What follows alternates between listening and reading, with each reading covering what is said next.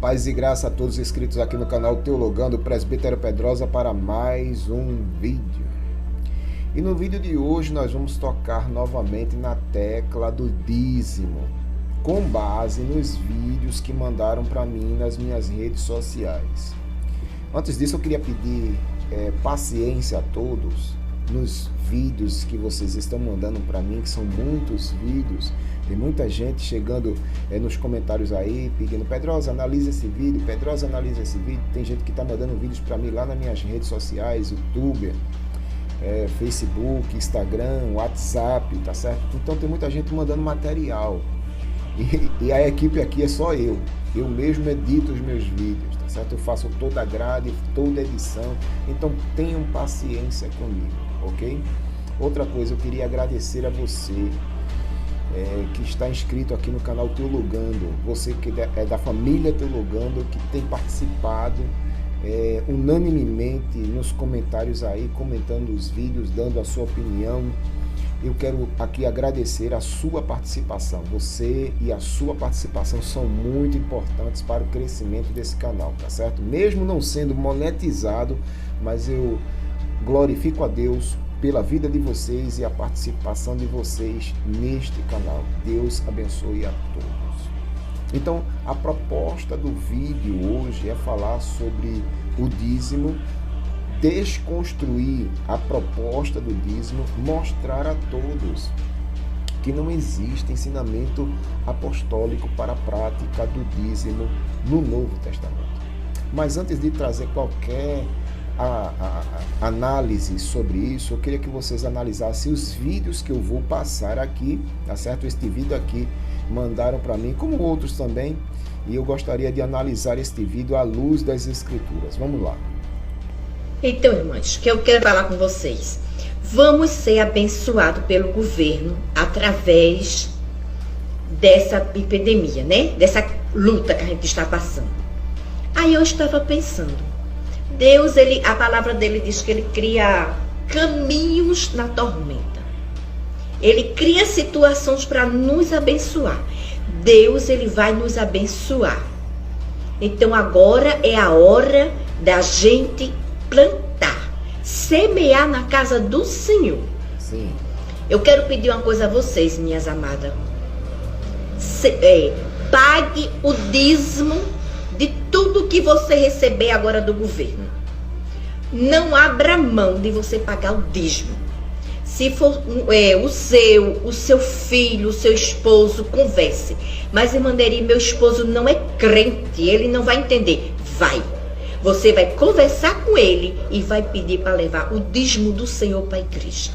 Você vai chamar seu filho e vai conversar com eles para levar o dízimo para a igreja. Por quê, minhas amadas? Isso era um dinheiro que você não ia ter. Você não ia receber. E o Senhor está usando o nosso presidente para nos abençoar. Então, a hora de abrir as mãos para a casa do Senhor. Aleluia. Vamos plantar. Vamos semear. Eu creio que Deus vai abençoar muito crente depois dessa grande luta. E agora vai ser a prova de Deus com a gente. Porque ele vai colocar na minha mão. Vai colocar na tua mão. E ele sabe quem vai plantar, quem vai semear com amor. Amém? Beijo, amo vocês. Meu celular tá horrível, travando demais. Eu já queria que desconstruir isso aí, tá certo? Dando uma palavra de incentivo a todos os que estão me ouvindo aqui. Gente, não dê ouvido, isso é heresia, tá certo? Isso é heresia. A prova evidente que os cães gulosos não cessam de colocar as suas unhas de fora, as suas garras de fora, para sugar o nutriente das ovelhas. Impressionante, em meio à pandemia, em meio a toda esta angústia que a nação está vivendo, vem os cães gulosos querer sugar daquilo que já não se tem. Meu Deus, de onde não se tem? Tá certo? Então eles já estão observando, visando os R$ 600 que o governo vai pagar para os necessitados. E esses cães gulosos colocam agora a proposta do dízimo, pague o dízimo, como se fosse uma obrigação para a igreja, quando na realidade não existe mandamento apostólico para a prática do dízimo. Eu já falei isso aqui várias vezes, mas eu estou mostrando situações como essa para você ver até onde um cão guloso pode chegar. Não existem limites de insanidade para os cães gulosos. Eles farão de tudo para sugar o sangue das ovelhas. Vamos para um próximo aqui. Que demônio não pode com sacrifício. Quando você sacrifica, ele cai por terra. Olha para mim. Eu vou levantar o envelope e tu pode segurar que a legião não vai aguentar.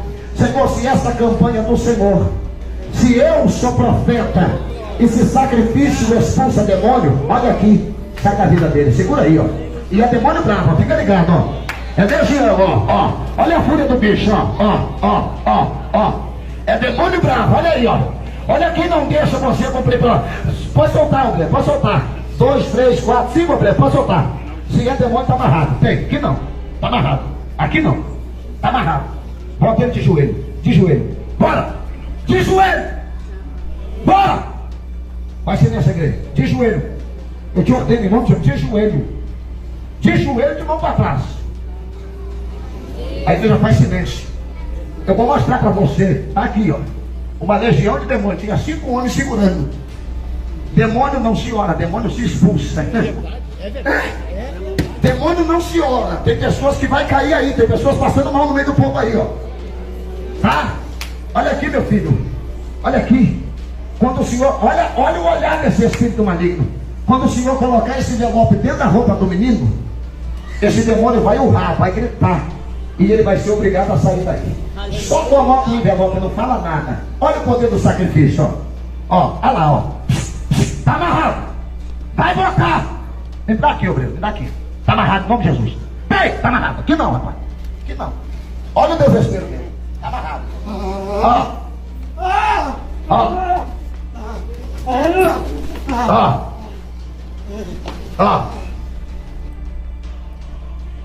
Deixa, é porque eu não tenho paciência para aturar essas diabruras desse sistema tenebroso, tá certo? Isso aí. Veja o teatro que os cães gulosos costumam arranjar justamente para dar base à prática do dízimo. Esses cães gulosos, eles não têm assim um limite nas suas diabruras e eles farão de tudo para causar uma lavagem cerebral na mente das pessoas para que as pessoas acreditem nisso aí. Nesses teatros de horrores, verdadeiras aberrações com um único propósito, a prática do dízimo, pregar a prática do dízimo, que você viva a prática do dízimo. É impressionante a capacidade desses cães gulosos em arrancar, extrair o sangue, os nutrientes das ovelhas. Irmãos que nem devolvem oferta com medo de ficar pobre, né, irmãos? Aliás, ele já é pobre, né? Tem gente que nem devolve dízimo com medo de faltar alguma coisa, coitado. Esse é da tristeza dele. Porque ele nem vai ganhar dinheiro aqui na terra e corre um risco muito grande, 99% de chance de perder a salvação. Porque ele é ladrão, né, irmãos? Impressionante, meu Deus do céu. Pessoas desonestas. Porque é falta de fé. Porque se você não acredita que Deus vai te suprir, se você ganhou 1.000 e não vai tirar 100, irmãos, puxa vida, você está roubando a Deus. E aí você não vai prosperar. Nem vai prosperar e ainda vai perder a salvação. Porque você roubou Deus. Meu Deus do céu. A Bíblia diz que a misericórdia dura para sempre. Mas a Bíblia também diz que os ladrões não têm parte com o reino de Deus. Olha, vê então, mesmo existe alguém aqui que não devolve dízimo ou tem medo de dar uma oferta? Queridos, confie no Senhor Jesus. Porque Deus, ele é maravilhoso, ele vai te abençoar. Não acreditem nisso. Tudo que esse cão guloso falou aí é mentira de Satanás. O dízimo não contribui em momento algum para a perca da salvação de quem quer que seja. Ok? E eu vou dar uma palavrinha sobre essa questão do dízimo em relação à salvação lá no final. Deixa eu mostrar outro vídeo aqui que provavelmente vai girar em cima. Na mesma medida em que a igreja avança, o inimigo também segue adiante. E eu vi a lagarta na vida financeira de muita gente aqui. Cangoroso miserável. Escute o que eu estou dizendo. Esse tipo de demônio, querido, eu não consigo tirar com a oração da fé. Onde está isso nas escrituras? Escute o que eu estou dizendo gente? a todos. Esse tipo de demônio eu não consigo tirar com a oração da fé. A lagarta não sai, senão com dízimos e ofertas. Onde está isso nas escrituras, meu Deus? Não sai. Eu vi tão certo como eu estou enxergando você, e o Deus a quem eu vou dar conta no dia do juízo vai cobrar de mim se eu estiver inventando uma história só para te impressionar. Eu vi o avanço da lagarta. A lagarta não sai. Eu estou mostrando esses Senão, vídeos para vocês com verem dízimos e como é ofertas. que os cães gulosos trabalham. Essa turma é infernal. Essa turma não é de Deus. Essas pessoas foram geradas pelo maligno para causar confusão, causar dúvida, causar transtorno, levar a igreja a viver uma vida de opressão. Está entendendo? Em relação à prática do dízimo, essas pessoas vivem oprimidas. É impressionante. A lagarta só sai com dízimos e ofertas. Onde está isso nas escrituras? Onde está esse ensinamento apostólico? Isso não provém de Deus. São doutrinas de demônios, doutrinas diabólicas. Impressionante, meu Deus. Qual é a diferença do dinheiro de quem é dizimista e do dinheiro de quem não é fiel no dízimo? Esse aqui é o pai Me arruma 10 reais, Daniela Carvalho. Vou te devolver. Apóstola Eu quero Sol. 10 reais de uma pessoa que entrega o dízimo. Hein? É a Pode. mesma Vou te devolver. técnica, Você a é dizimista, irmão, mesma fiel. diabrura. Agora eu a quero mesma. 10 reais da mão de uma pessoa que nunca entregou o dízimo. Para vocês verem. Porque o Exu Tranca-Rua é o mesmo devorador de que nos fala a Bíblia, que o devorador devora tudo que a pessoa tem. Porque se você conhecer a realidade espiritual, você vai ser fiel a Deus. Vai entregar seu dízimo. Você vai ver. É pra sorrir, gente. É pra sorrir. É pra Fica sorrir. de joelho, Tranca-Rua. É pra sorrir numa A autoridade vem em cima. Você vai ver que o Tranca-Rua não põe a mão no dinheiro de quem é dizimista. Não existe isso nas escrituras. Quer ver? Não existe Abre o olho, isso Tranca-Rua. nas escrituras. Isso Esse não dinheiro bíblico. aqui é de uma pessoa Isso não provém de dizimista Deus. fiel. Fiel. Ela é fiel. Olha como ele foge. Ela é fiel. Ela é fiel. Ele foge. O diabo não põe a mão no dinheiro de quem é dizimista. Tá vendo a técnica Agora presta atenção. dessas pessoas para Volta pra cá, Tranca-Rua. arrancar o nutriente das ovelhas, sugar Esse dinheiro a lã aqui, de joelhos. das ovelhas. Meu Deus. A ordem vem de cima. Abre o olho. Que olho ruim. Esse dinheiro aqui é de uma pessoa que não é dizimista. Verdadeiro teatro de horror. Tomou. Bruxaria pura isso aí. É bruxaria pura. Tô querendo mostrar pra você isso. Não brinca com Deus, não. Só um analfabeto funcional para cair no engodo desse. Do que, Pedrosa? Dessas técnicas de persuasão, de hipnose, essas técnicas usadas por esses filhos das trevas, tá certo? Esses teatros, essas peças teatrais, só um analfabeto funcional, imbecil coletivo, tá entendendo? Que cai nessas coisas aí, meu Deus do céu. Como se o dízimo fosse algo poderoso em relação ao mundo espiritual.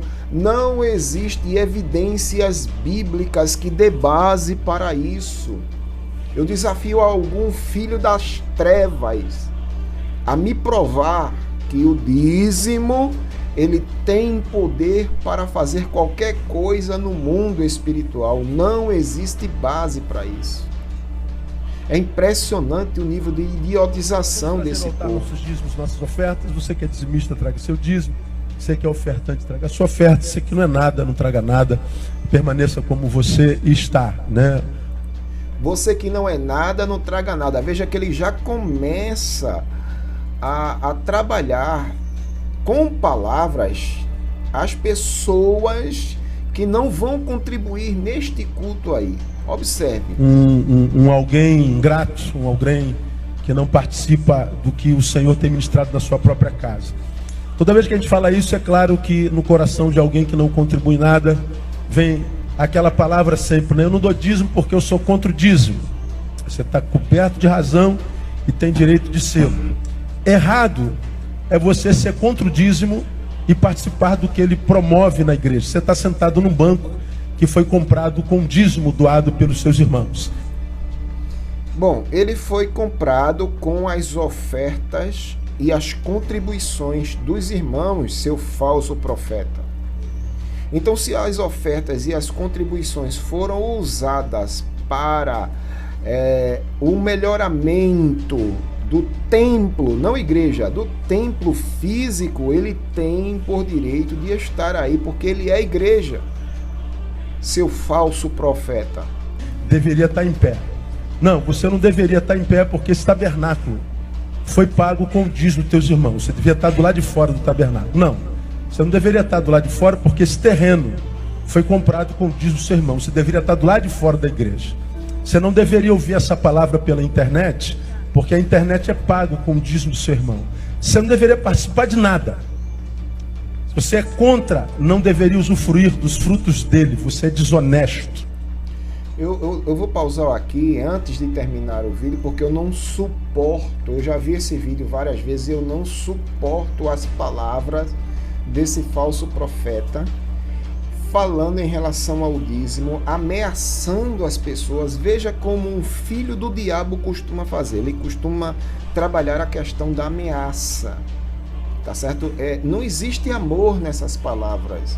O que existe é colocar o povo sob ameaça constante de ser penalizado por não praticar o dízimo. Prestar atenção nisso aí. Eu nem vou terminar mais este vídeo porque eu não tenho paciência mais para suportar coisas dessa natureza.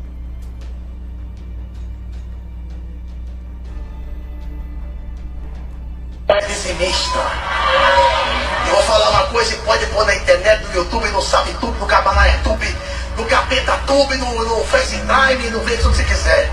Se você não é dizimista, você vai pro inferno. Porque Jesus disse que os adúlteros, os idólatras, os afeminados e os ladrões não herdarão o reino de Deus. Ele está fazendo uma interpretação errônea de Malaquias 3:10 e usando textos aleatórios e isolados do Novo Testamento, principalmente nas cartas de Paulo, para tentar dar base a essa diabrura aí, de que uma pessoa que não paga o dízimo, ela não é salva, ela perdeu a salvação. E isso é impressionante, isso é o cúmulo do absurdo, tá certo? É o cúmulo do absurdo e eu vou falar isso daqui a pouco. Deixa eu ver outro vídeo aqui, vamos lá.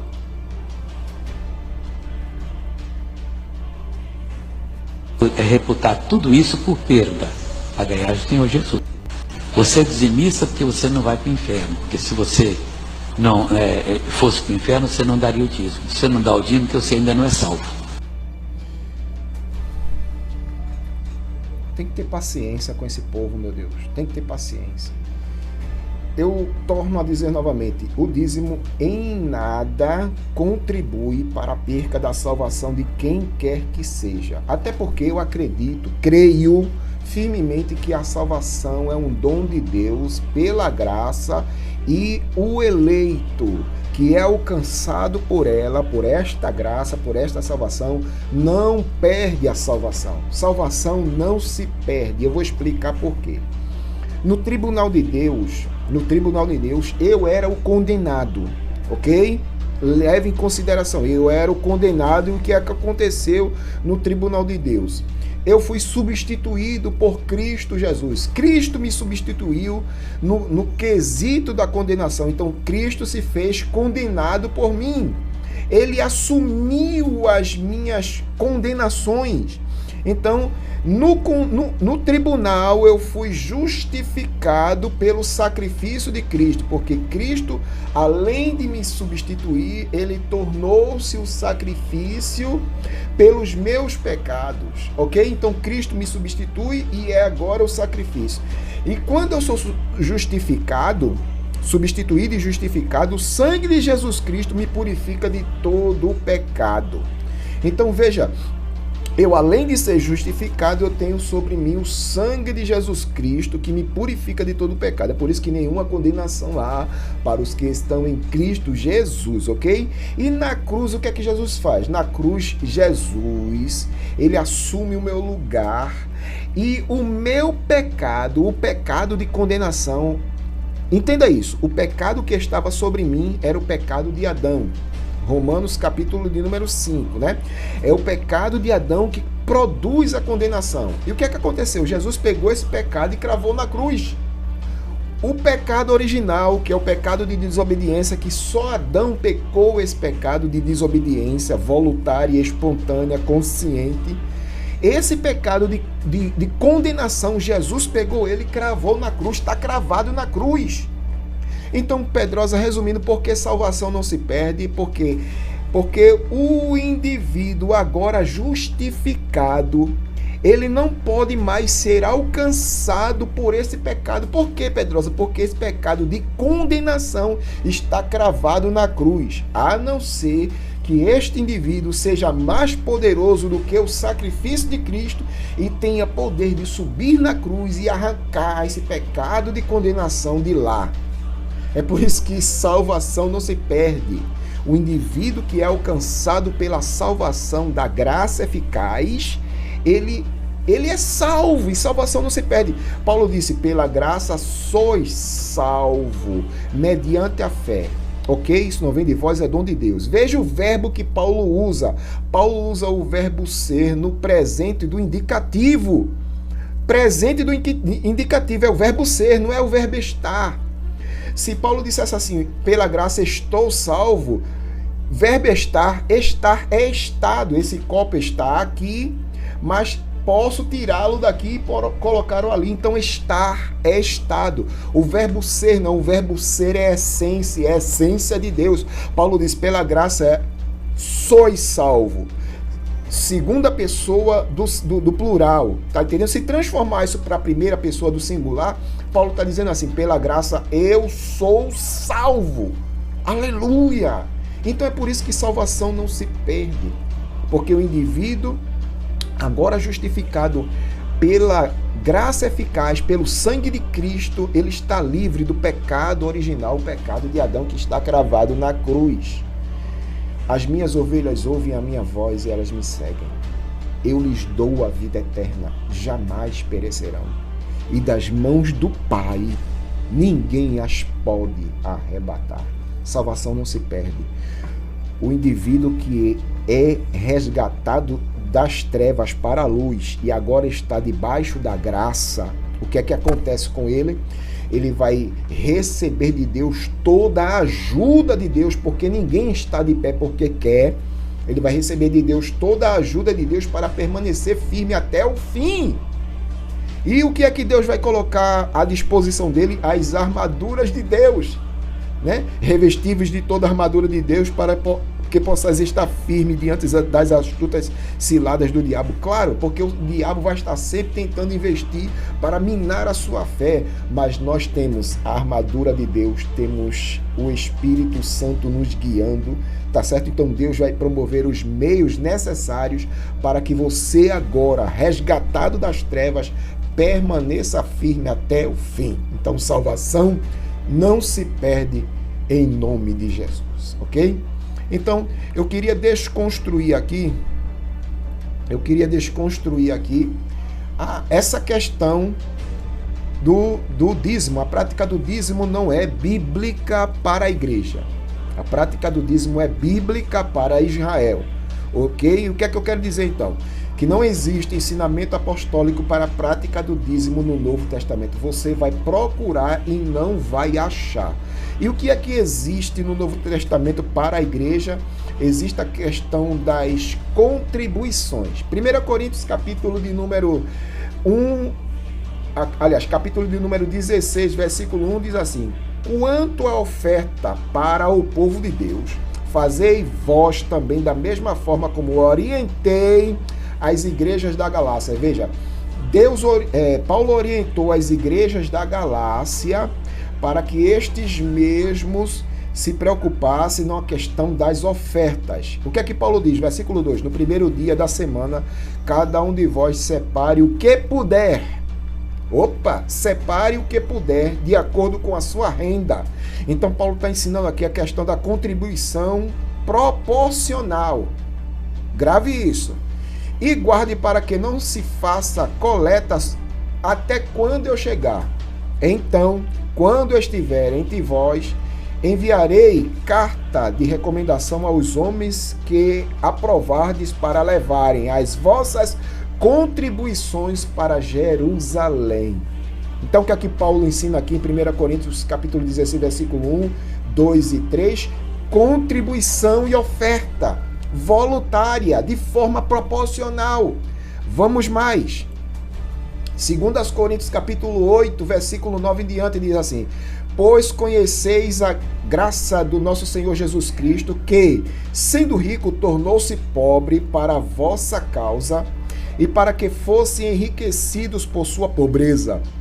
Portanto, esse é o meu conselho de Paulo: convém que façais vossas contribuições, já que desde o ano passado fostes os primeiros não somente a contribuir, mas também a sugerir esse plano de cooperação, né?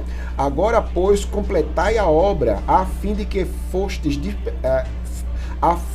a forte disposição de realizá-la seja igualada ao zelo em cumpri-la, de acordo com os bens que possuis, de acordo proporcionalmente aos bens que vocês possuem, minha gente. Então Paulo está trabalhando muito a questão das ofertas, a questão das contribuições, usando sempre o critério da proporcionalidade, o critério da generosidade e o critério da constância.